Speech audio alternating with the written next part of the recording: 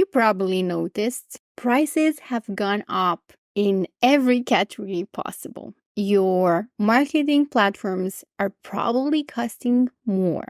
Your living costs are higher. Inflation makes things more expensive.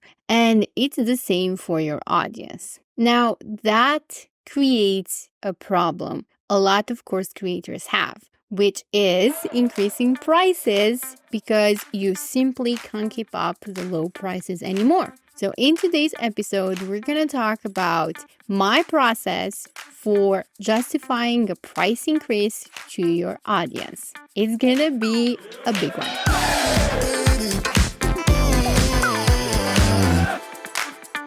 Welcome to Master the Inbox, the podcast where course creators, coaches, and consultants come to learn how to sell with email marketing in a non-spammy, non-aggressive way. I'm Monica Badiu. I'm an entrepreneur, copywriter, and fellow course creators. And today we're tackling a big one. And it's something that a lot of course creators have to do, but they're so scared. And they are scared for a good reason. Now, a lot of people, when they start a business, they try to compete in an established market with the lowest price possible, which is a model that can help you in the beginning. That gets some people in the door. You have some clients, you're proving your offer, you can actually improve it while you're at it, but long term, you can't really keep that up. And the recent price increases is a very good reason why you can't be profitable just competing on the lowest price. First of all, prices go up.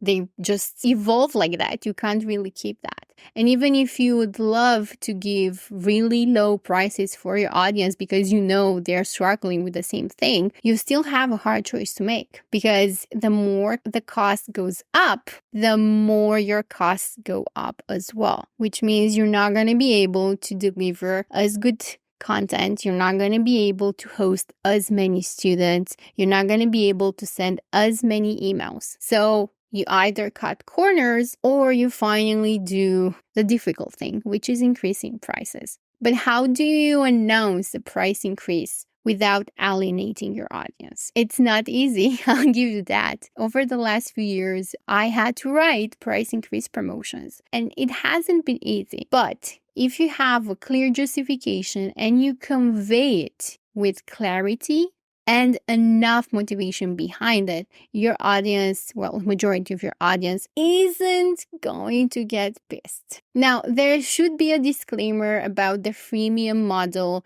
And if your business has relied a lot on delivering free content, now you're going to have a bigger challenge to put the price on that and enroll freemium into paid members. I'm going to record the podcast episode about that in another season, but for now, we're going to talk about someone who already has a paid course and they want to increase the price. Now, a lot of people have asked me, but wouldn't it be better to just increase the price without informing my audience? I have two answers to that. One, you could do that if the price increase is minor and you don't have a lot of new people in your... I have two answers to that. One, if you have paying members who pay a monthly subscription or an annual subscription and your prices will go up, you should inform them and give them enough time to decide if they're going to cancel before the price increase or not. The other one is you could not communicate the price increase for anyone who's like on a free course right now or not even in your system right now and just increase the prices on the front end. So if I'm visiting your website and I go to your course page and you've just increased the price from, $30 yesterday to $35 today, then that's perfectly fine. However,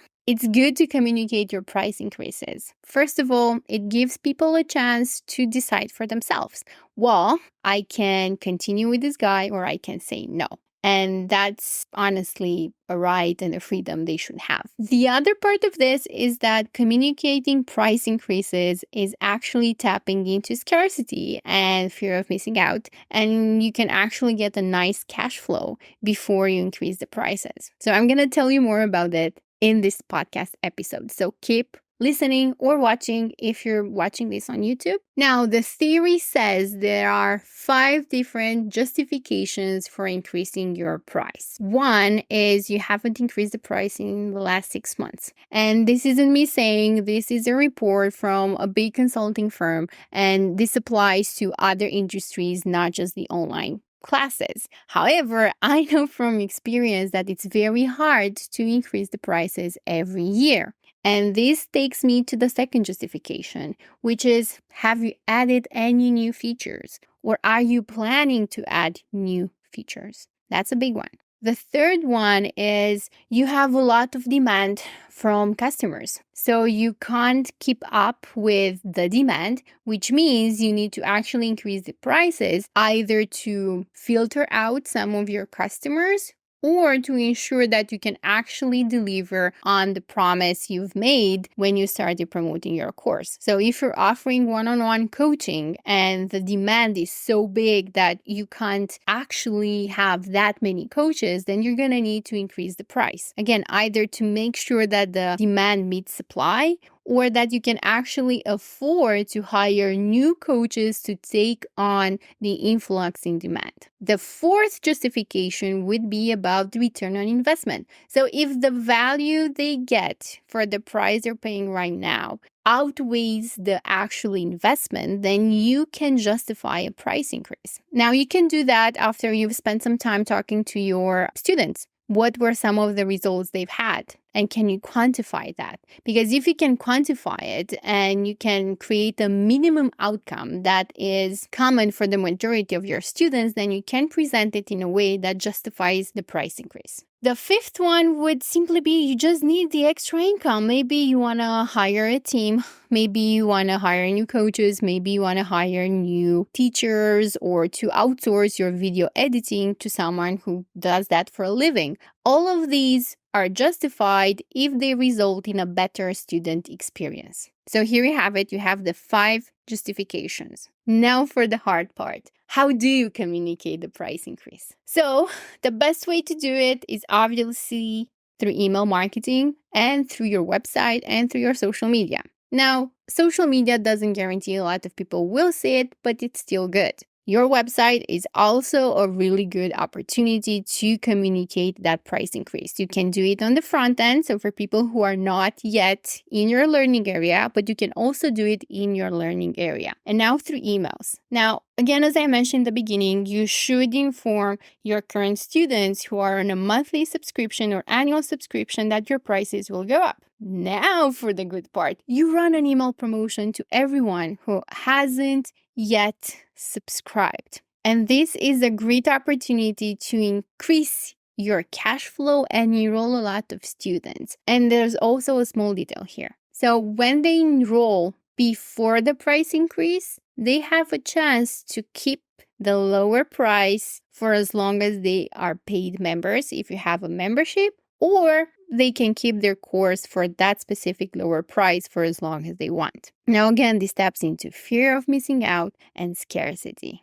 But I also know this is like the scariest part about sending an email communicating a price increase, right? So again, go back to those 5 justifications and remember your why. Like, why are you in this business? Why do you have a course? What's your mission? And why are you actually increasing the price? And how will that impact your mission? Will it make it better? Will it help you deliver more? Will it help you improve your student experience? It's also very important to communicate the features, communicate the content, the value that you've added in the last few months or even like lifetime. Because a lot of people, they haven't really increased their price like ever. They would be in business for 5 years and they would have never increased the price. Now, the very important thing is to understand that increasing the price doesn't make you the bad guy. You're just sometimes actually forced by business conditions, inflation, raising prices,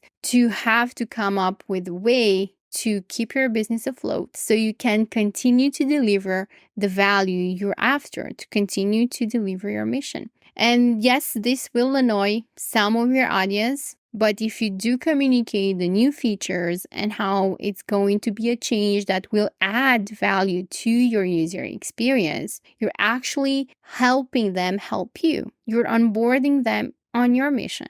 So it's not the grab for cash flow, like, hey, I want to make more money next month and I'm going to increase the prices. No. Hey, Monica, I'm so grateful you've been with us for these many years or these many months. This community has managed to create a massive change in our industry simply by being able to prepare for IELTS online without going to in-person tutoring, without having to travel, has changed the lives of so many people. Just in our learning community, we have 10,000 people who are able to get the band 7+ in IELTS speaking without leaving the comfort of their home, which means that they got closer to achieve their goal. Now we want to open this possibility to even more people, to help even more people just like you achieve their goals. This is why we're planning to add this feature, and you'll explain how those features are actually going to benefit not just the person reading this, but the community as a whole. And you onboard them, you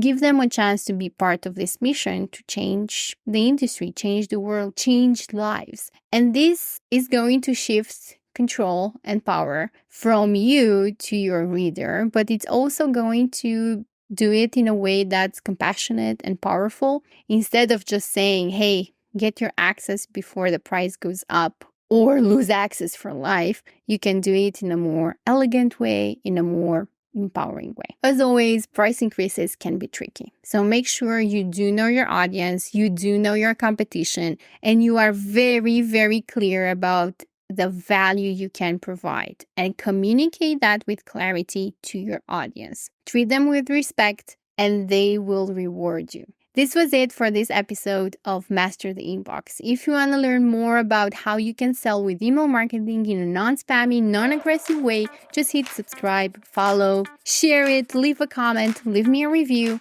and let's spread the news. Email marketing can be fun and can be authentic and can be valuable to your brand and to your audience as well. Until next time, be bold.